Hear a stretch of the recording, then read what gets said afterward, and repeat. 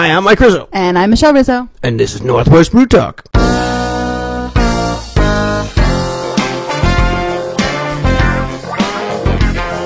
Welcome to Northwest Brew Talk, episode 53. Each and every week, we promote the Washington brewing industry by talking to those people involved and drinking Washington beer. With over 300 breweries, we try to highlight as many as possible every episode.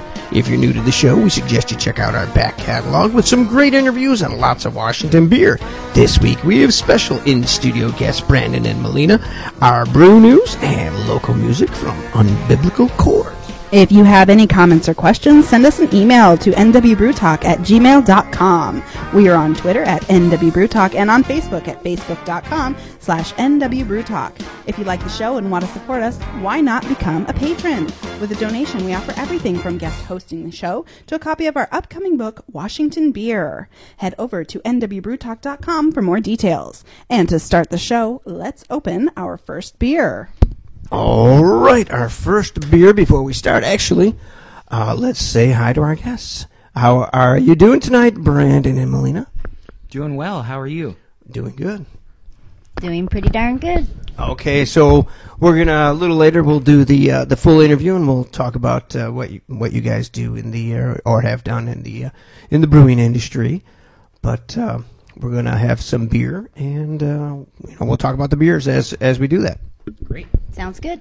All right, so the first one tonight is from Iron Horse Brewery. This is Double Rainbow. Iron Horse is located in Ellensburg. We are drinking their Double Rainbow. Not quite red, not quite IPA, but quite big. This beer is built upon a solid malt foundation of medium crystal, biscuit, and Vienna for a considerable dose of toffee, bread, and nutty flavors and aromas. They then laced the beer with hops throughout the process. First hops go into the first wort runoff, and hops continue to be added throughout the boil, after boil, and then dry hopped in their conditioning tanks at 37 degrees. Rainbow 1 is the malt, Rainbow 2 is the hops, a double rainbow of flavors. 7% ABV, 70 IBUs, and an untapped rating of 3.67. Yeah, this one, little caramelly in color there, but got a good smell on it right away. It does smell good. Got some good hop aroma there. Reds were one of my very first introduction to craft beer. Oh, yeah? Yeah, so I've always had a very, a fondness for reds. Yeah. What do you think? I like it. I have a fondness for reds too, so. Yeah. It's tasty. Yeah, this is good straight across the board, I think. Yeah, this is a good one. Iron Horse does really good stuff. Yeah, they've got some good beers. Yeah, we've done, other than Iron Horse, all the other ones tonight are new breweries for us, but so we've done a couple Iron Horse in the past, and usually not disappointed. They've got some good beer. And that label, I mean, how can you go wrong? Exactly. With the rainbow. Exactly. Oh, nice. Yes. Yeah. You can't beat that with the rainbow and the keg with the skeleton guy flying away like a unicorn kind of thing. Assuming it's the riff on the famous Facebook guy, the Double Rainbow, right? I have no idea. Oh. Yeah. You gotta see this. Double Rainbow? Yeah. It's assumed that he's on some type of, hallucinogenics, but yes. But apparently on Tosh.0 he said that he was just really excited and he was really embracing the whole Double Rainbow thing. Yes. And he was crying and it's a video. Yeah. So if you ever get a wild hair to look it up, it's pretty funny. Yeah. God, it's full on double rainbow all the way across the sky. Oh my God. Oh my God. it's got a good hop profile Yeah. and nice malt. That's How much? Nice What was balance. this one was how many? 7%. 7% and 70 IBUs. So, yeah, this one's a little higher up there. Yeah. No, that's good. Yeah. All right. And now on to our brew news.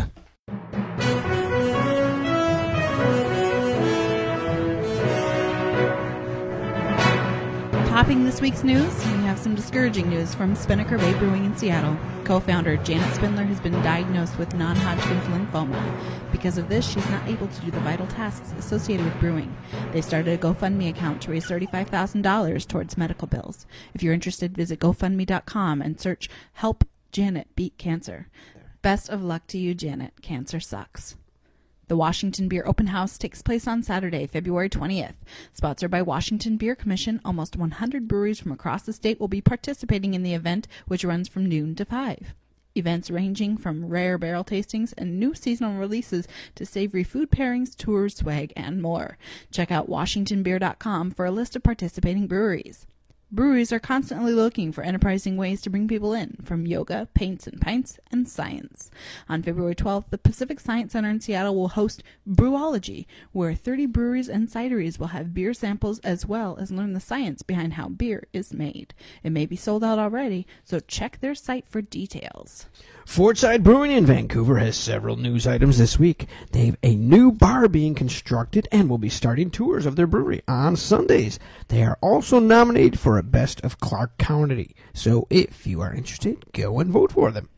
Lowercase Brewing in Seattle recently celebrated their second anniversary, and celebrity beer drinker Steve McKenna was at the event. Also, Lowercase now has a new rotating tap for small batch beers created by assistant brewers John and Jen. Check out their American Pale Ale on now.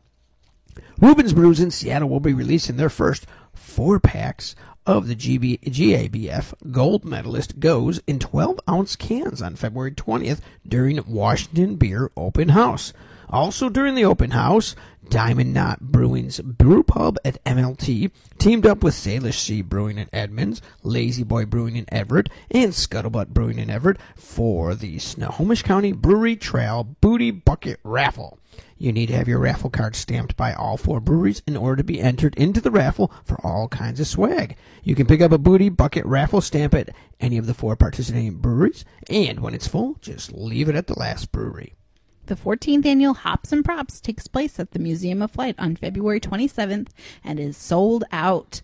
This event is a celebration of the best craft brews from across the Northwest and all around the world, all in support of the Museum of Flight, the largest private, nonprofit air and space museum in the world.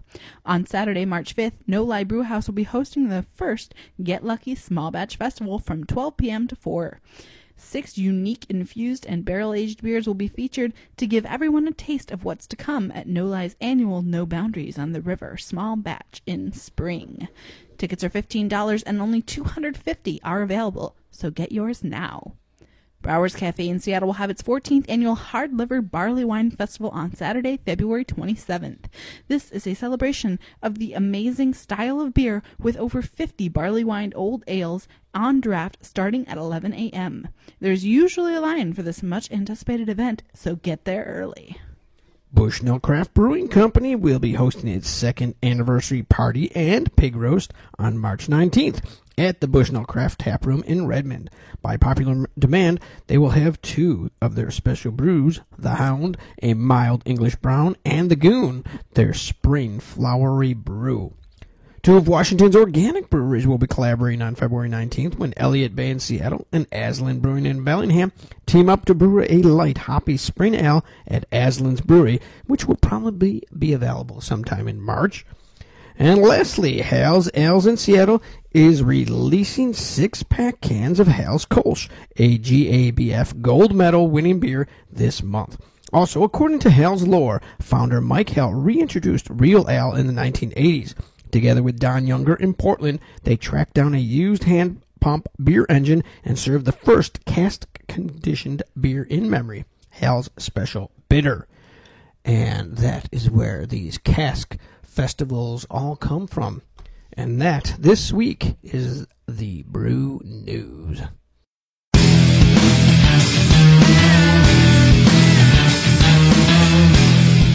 Welcome back to Northwest Brew Talk. If you want to submit news to Northwest Brew Talk, send us an email to nwbrewtalk@gmail.com. Or if you've not yet subscribed to our podcast, why not do it now? It's free, available anywhere you listen to podcasts, including iTunes, Podbean, and Stitcher. If you like us, a review or rating would be really appreciated. But make sure to tell your friends about Northwest Brew Talk. Oh, definitely make sure you tell everybody. All right, since we got 4 beers, we're going to do another one. Now we've got Shoe Toss Rye IPA from Wander Brewing. Wander Brewing is located in Bellingham. We are drinking their Shoe Toss, as Mike said, rye IPA.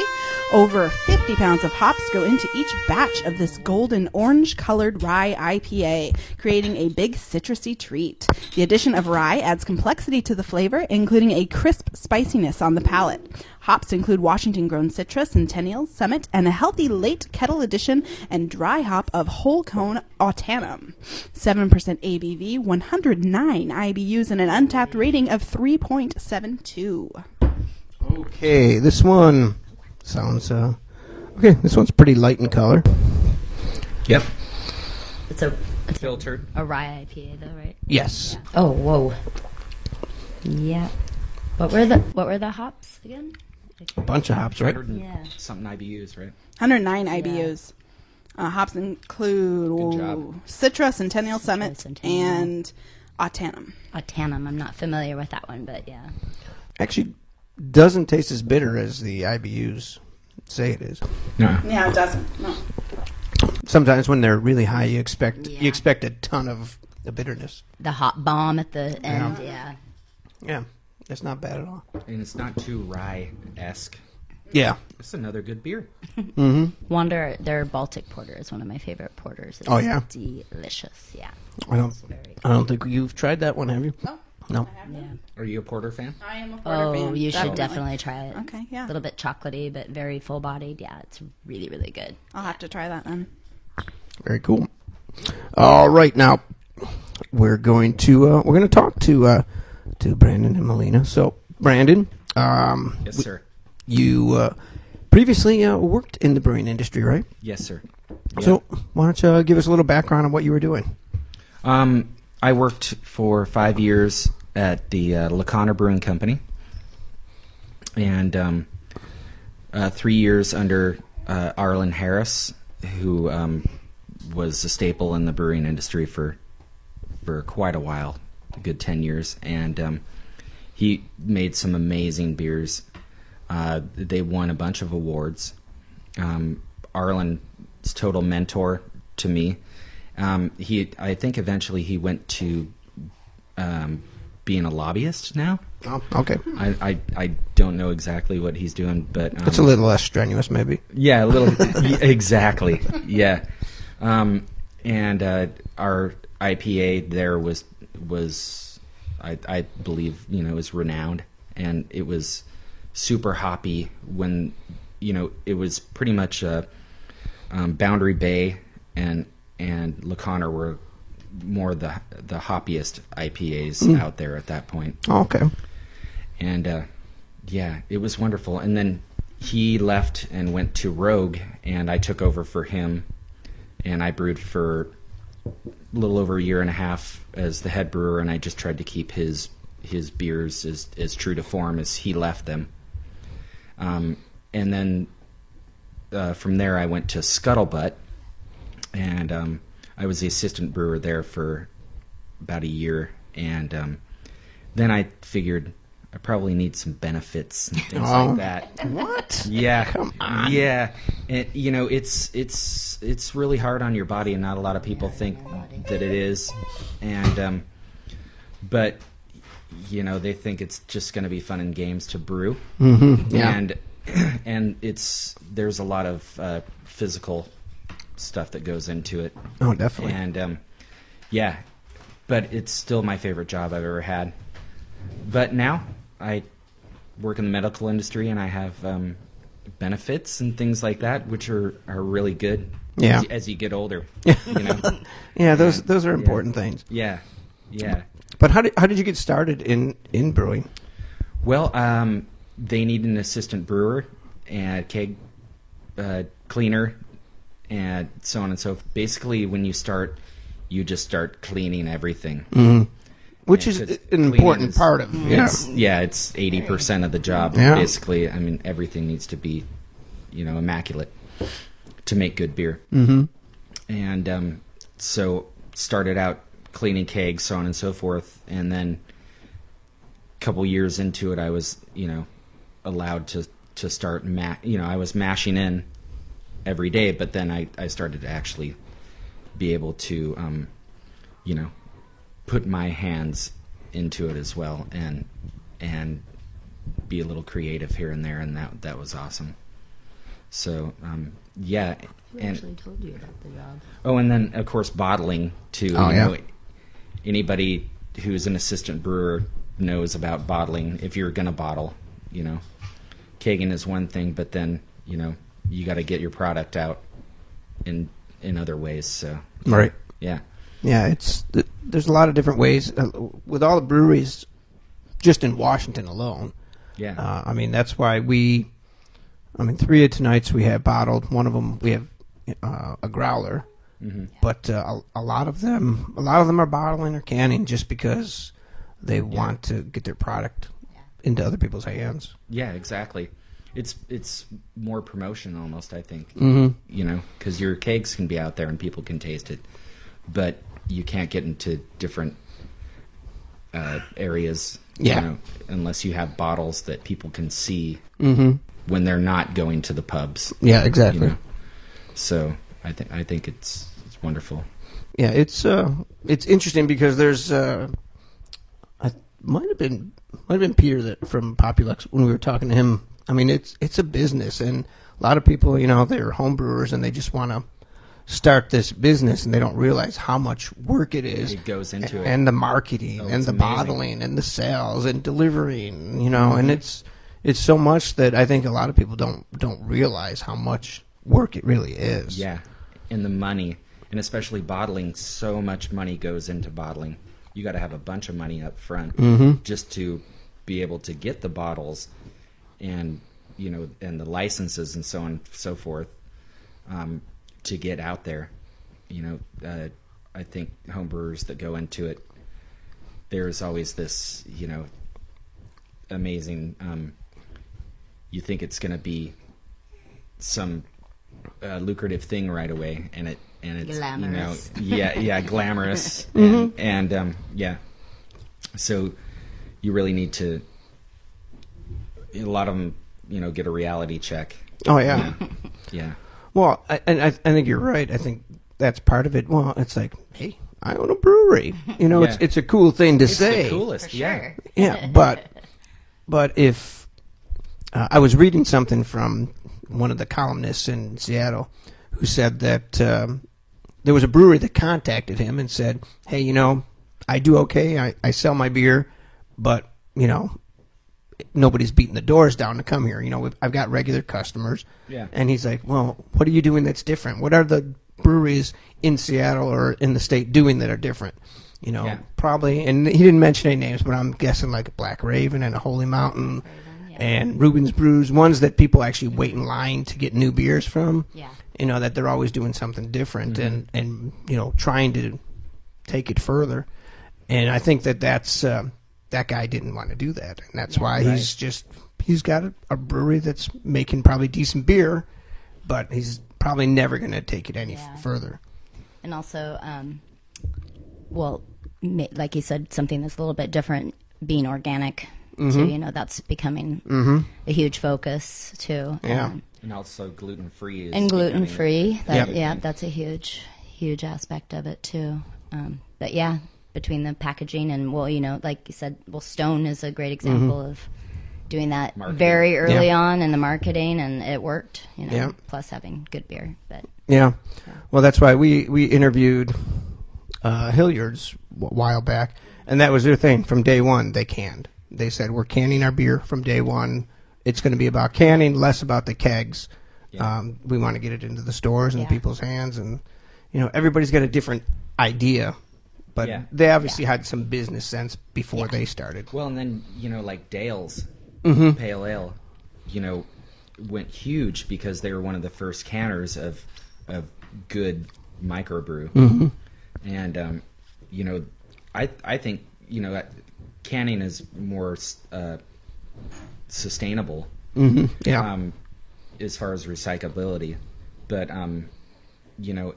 it doesn't taste as good as a beer out of a bottle, right? To me, but I love, and I think everybody loves to have that can in their hand, And that's the big thing, especially in the Northwest here. It's like you can throw those in a backpacker or a Yeah, cooler or exactly. something that Yeah. you can take with you. You don't have to worry about glass breaking, things like that, you know? Floating the river. Yeah, exactly. Kayaking, whatever you need to do, whatever, Yeah. however you need to enjoy it. You don't need a bottle opener or anything. I mean, it is a big difference. Yeah. And there's a lot of breweries that are doing that. And there was, for a while, there was a stigma still about, about canning your Cans. beer. But that's no longer.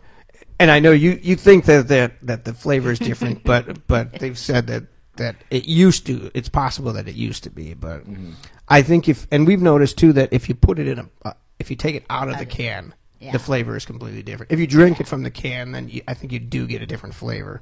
Yeah. If you're able to do that, I think it is definitely helpful. Yeah, you pour it in a nice glass. Yes, if you're on a river, it's not really Yeah. not that easy.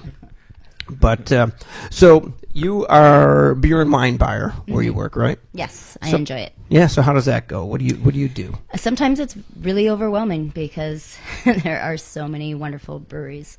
We concentrate primarily on the Northwest. We'd get some from Colorado and of course California and sometimes Montana. But mainly there's about 4 distributors that I go through, and then also of course all the independent people. Yeah, so. You get a lot of people coming directly to you and saying, "Hey, do you want to carry?" A fair amount. Do you? Yeah. I would say at least a couple times a month. A smaller brewery or a rep from a smaller brewery to be able to get that, like you said, get the product out there and get people to be able to taste it. And I've always been a firm believer.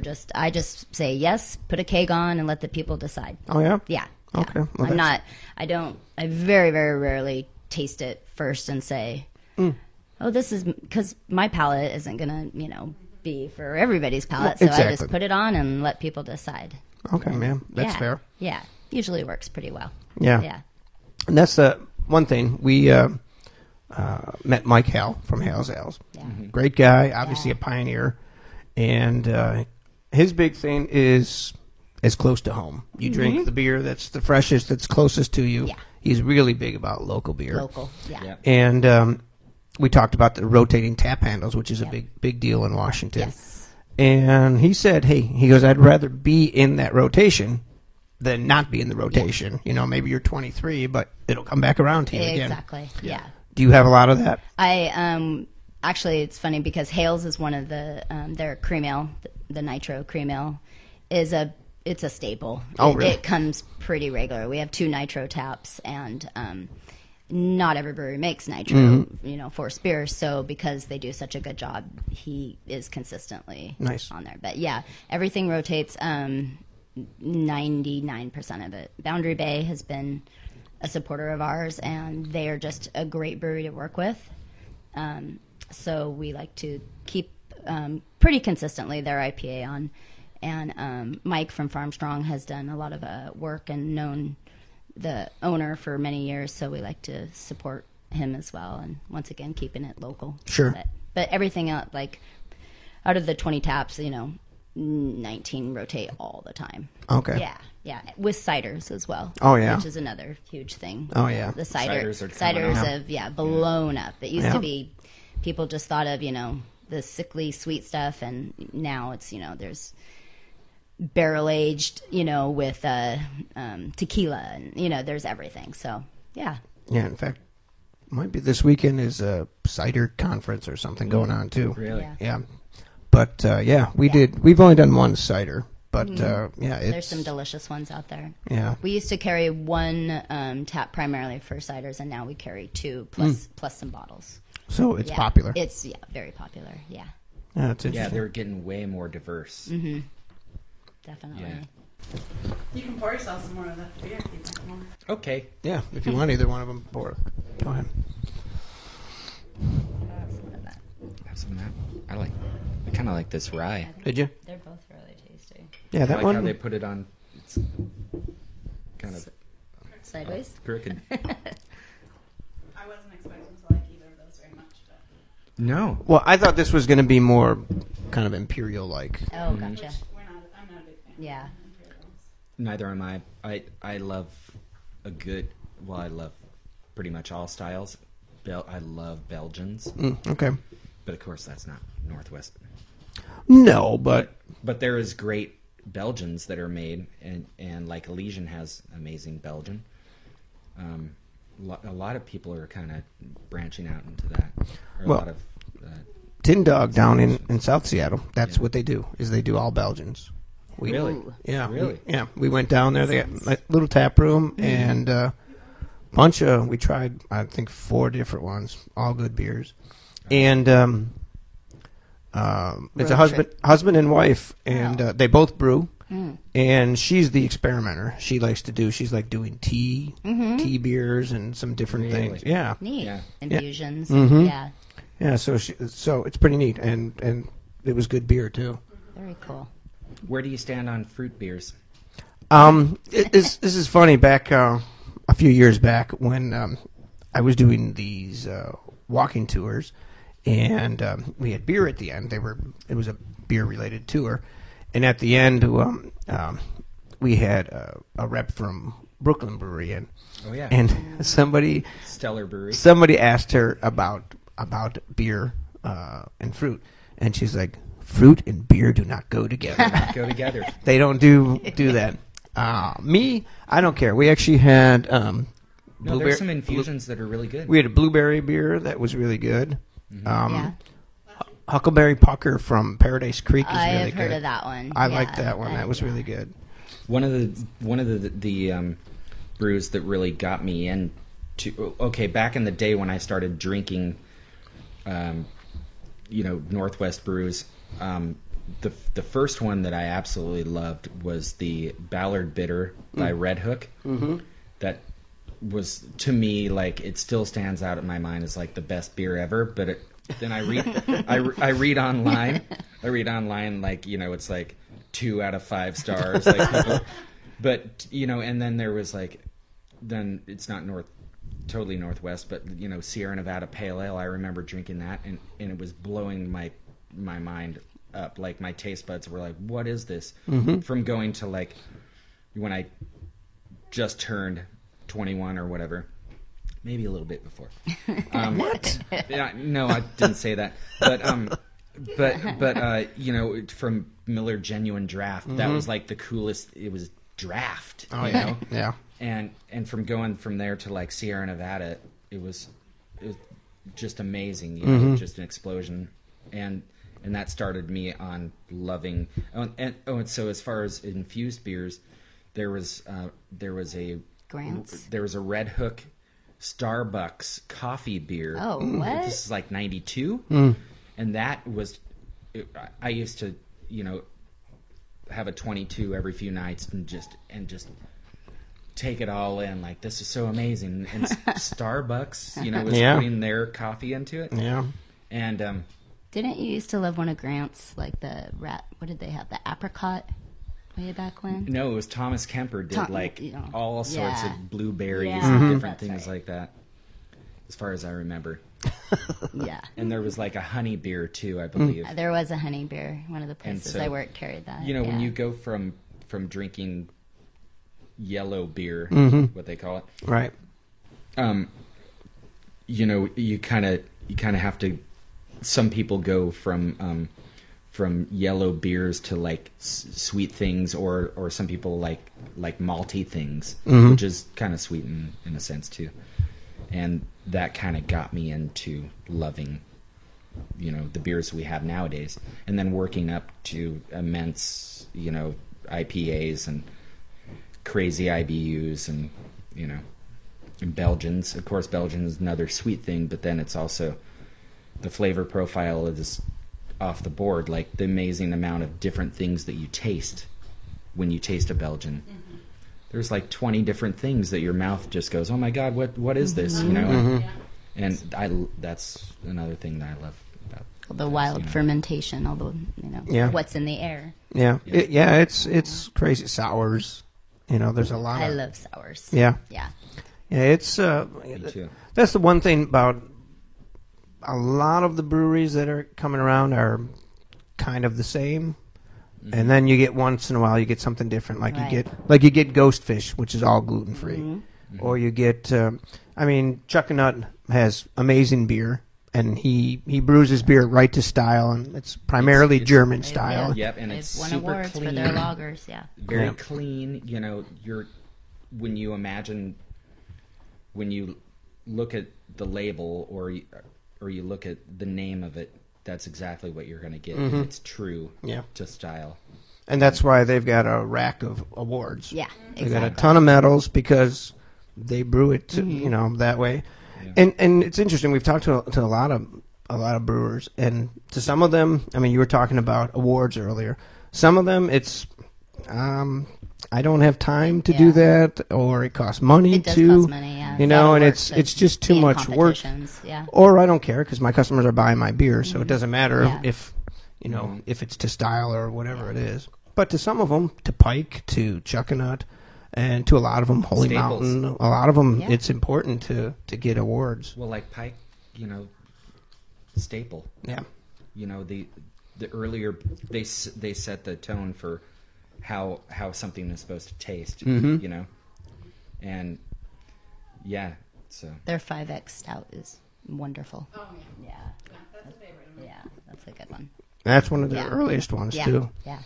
But yeah, there's a lot of them like that are really to style. But you get the crazy ones that are doing things that are broadening the horizons Yes. and Yeah. and making it. I mean, there's over 300 breweries in the state, so yeah, you're gonna get a Mirage. Or there's going to be a Mirage.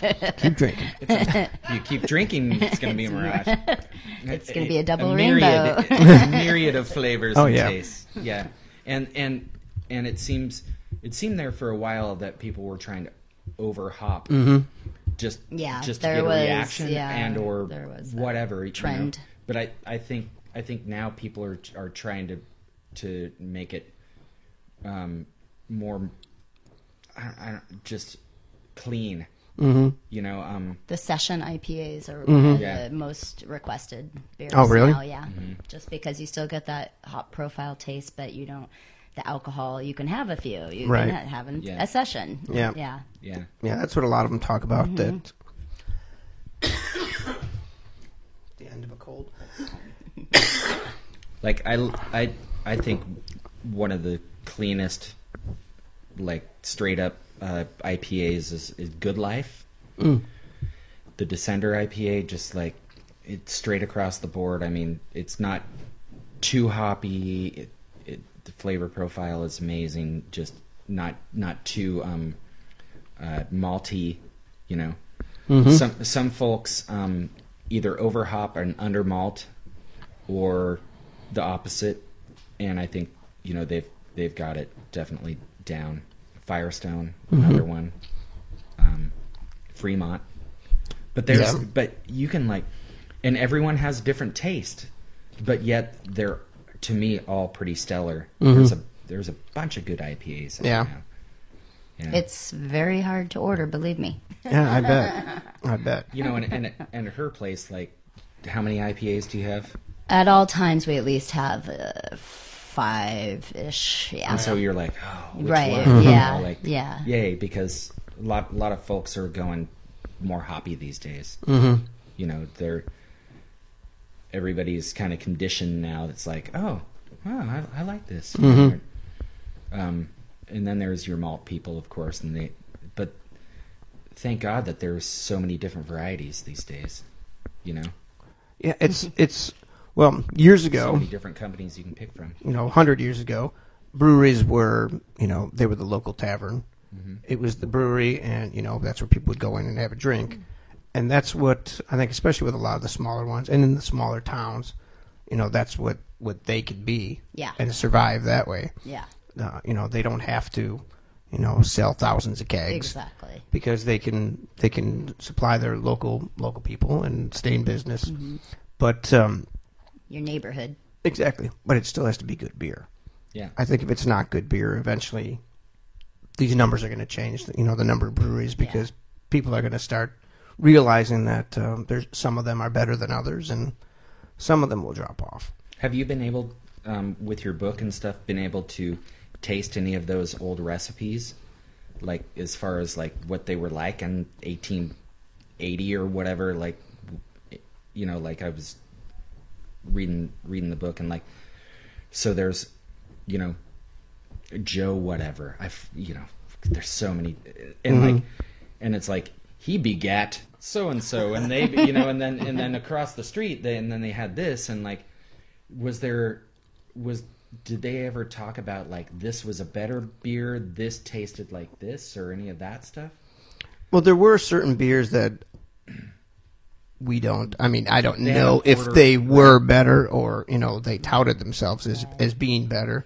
But there was interesting. Last year there was. I don't know if you'd seen it. They had found a shipwreck, and they'd brought up some beer from the 1800s. Really? Yeah. Oh wow, no. And it had some salt water in it, but they were able to scientifically break it down and then remake it. Oh wow. But they did taste it, you know, right with the salt water in it and stuff. But so they were able to do that. And, you know, they got. I think they licensed it and everything. But really? Yeah, so that was interesting. It was overseas, and I think whatever they made, they sold out of all of it. I bet. Yeah. So, you know, that's interesting. But I know that Rainier beer. Did they try to filter it back then? I don't think so. Now, when I was doing the book, there was a brewmaster in the 70s. He's still around. And he said that the recipe that they were using was the same recipe from like 100 years before that. Where was that again? At Rainier. At Rainier. Yeah, so he said it was really the same exact recipe. So Really? yeah, and I mean they were getting the water from the same place. Yeah. You know, whether the taste of the water changed over time. You know, Right. hopefully they adjusted it, but Yeah. but otherwise it was pretty much the same thing. My dad worked at Rainier in Oh, the yeah? 70s. Yeah. Yeah. I have these baby pictures with like a patch with a big R, and like little jackets. Nice. Nice. So you've been in beer for a long I time. guess so, Yeah. right? It's in the family. Yeah.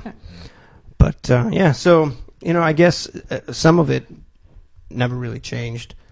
But I mean, Rainier has a certain flavor that's not like craft beer. No. You know, and it's probably based on what they had available at that I'm time. sure. You know, the ingredients. You know, that probably made a big difference. I think it's one of the better. Sorry to say, lawnmower beers or whatever. You know, hot day beers. I think it's got definitely. It's almost a little more malty than some beers of that variety. So, which I think helps it out. Right. You know, because some of them are just so watery and clean, and you know, and just hydrating. Who wants to hydrate? Oh, You exactly. know? Yeah, Yeah. Most of them are very, very yellow and very watery. yeah, yeah. All right. Well, a very good talk. All right, we're going to do another one. We've got number 3 here. This is from Populux in Seattle. This is their 2nd anniversary beer. And this beer was gifted to us from Peter at Populux Brewing. Thank you so much. Populux is located in Ballard in Seattle. We had a great interview with Peter, and it's going to be airing soon, so make sure you come back for that. We're drinking their 2nd anniversary ale. It's a double Cascadian dark ale. And that's about all. We don't really know much else about it other than it's 9.5%. The Cascadian Dark Ale was another style that maybe about 2-3 years ago, almost every brewery that was coming in was making one. So it was definitely a very popular style for a while. So I'm kind of curious to taste this one. Yeah, this is from last year, I believe. It's got a little bit Oh yeah, some of kick. smell some smoke there. It's 9.5%. You should kick some. Oh wow! Taste a raisin. Oh yeah, yeah. Wow, you've been 3 out of 3. These are good beers. You like that? What do you think? It's good. I like it. I like it, yeah. This one pretty dark too. Yeah, I'd be sipping for sure. Yeah. Yeah, this is. You guys don't want to have a pint? This is definitely not. What This did you is say? 9.5%. Yeah. No, this is definitely like a shot beer. Shots. But yeah, Peter makes some good beer. Yeah. Yeah, it's not like syrupy on the finish or anything either. Yeah. No, it's not. Some of those malt and high alcohol can. No, it's light on the palate. And he's got, I should mention the artwork on the label is very cool from Richard Vizik. Very cool. And they've got a huge mural on their cooler. I guess it's their cooler in their outside. Oh. It's a huge mural a friend of his did. It's pretty cool. Really? Yeah. You can definitely feel it Oh, yeah. warming you It up. warms you up. That's good. Good on a cool winter night. It's perfect. All right. Now, it's music time. Okay. So, we're going to listen to a band called Unbiblical Chords. You know anything about this band? Not too much. Why don't you tell us about this song? This is my band, and we've been together for about almost a year, and we're really happy playing together. It's a little more punky, but then there's also, this is just one representation, but the band is pretty diverse in styles, and we're all really happy playing together. Oh, that's always good. Everybody has jobs. Oh, yeah. So this is not their life. As a wife of a musician, Yeah. Everybody has jobs and cars. and no drama. And it's really nice. No drama thus far. And we're all fairly professional cats. Cool. And So what's this very organic. Punky Strolls Down Riverside? Is this about anything special? It's well, in Mount Vernon, there's a bunch of homeless folks, unfortunately, and just like anywhere across the nation. But a lot of folks are homeless in Skagit County, and so unfortunately, there is a lot of car break-ins, so on and so forth. People need to get whatever they need to get to make their day go through. Right. And unfortunately, our car has been broken into many times. We had one stolen, so on and so forth. So this is about that. Okay. About that, yeah. All right. And, yeah. Cool. We'll go listen to that now. Yeah.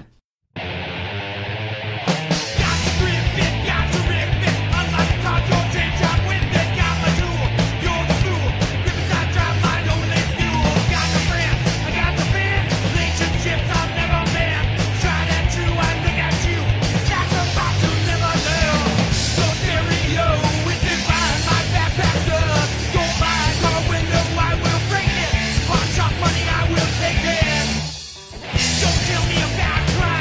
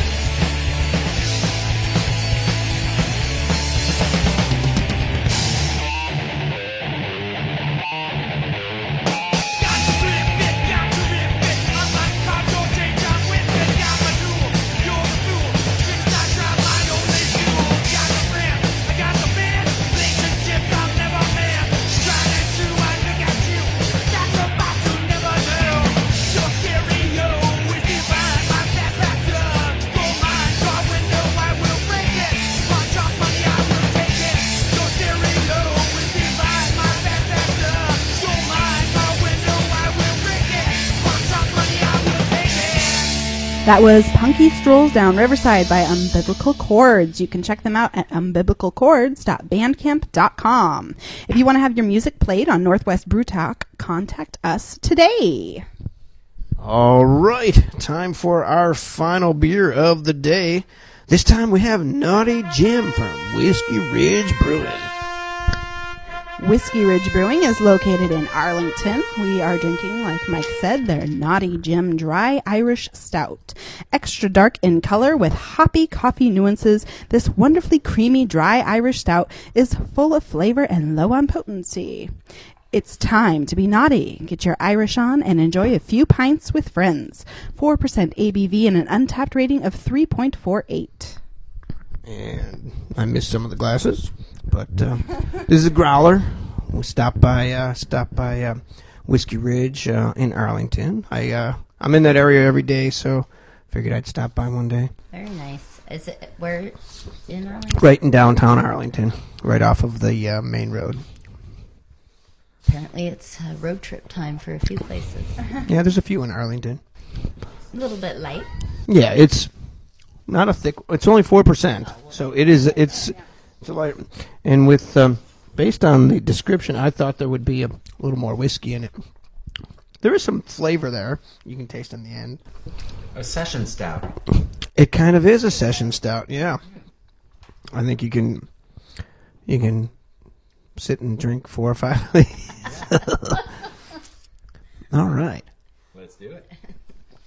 Well, we have a growler, so we'll be drinking it for a couple days. But, yeah, not bad at all. It's 4 beers tonight, 3 of them from breweries we haven't done before. So, nice little variety of beers. I want you to get me fresh beer. You serious? This week's fresh beer is from Bale Breaker Brewing Company. Their Mount St. Humulus is now available. Brewed as part of the Washington Hop Mob Triple IPA Roadshow. The first triple IPA brewed by Bale Breaker hits like a volcanic eruption on the finest Yakima Valley hops. Experience an explosion of hop aroma in each sip, thanks to a heavy, dry hop addition of Mosaic, Equinox, and Citra. Be careful, folks. Mount St. Humulus might just blow your top off. 9.6% ABV, 100 plus IBUs, and an untapped rating of 4.2. That we haven't tried that one, but that is like one of the highest ratings that we've heard. Now there wasn't a ton of them because it just came out, but still 4.2 is pretty high. Bell Breakers. Oh, they're awesome. They're great. Yeah, great. Keep pumping them out. All right, and that brings us to the end of this episode of Northwest Brew Talk. Make sure to tune in next week when we chat with James from Elliott Bay in West Seattle. This show is produced and edited by me with engineering help from Michelle Rizzo. Thanks to Brandon and Melina for joining us today. Thank you so much for having us. Certainly. It was a lot of fun. If you want to contact us, you can email us at nwbrewtalk@gmail.com or on Twitter at nwbrewtalk. Our theme music is from Gilbert Neal at gilbertneal.com. Until next time, I'm Mike Rizzo. And I'm Michelle Rizzo. Stay hopping, my friends. But, so, what,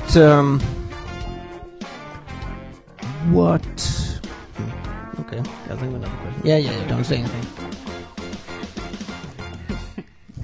She's like, did you make a list of questions? I'm like, nah, I'm gonna wing it. Wing it.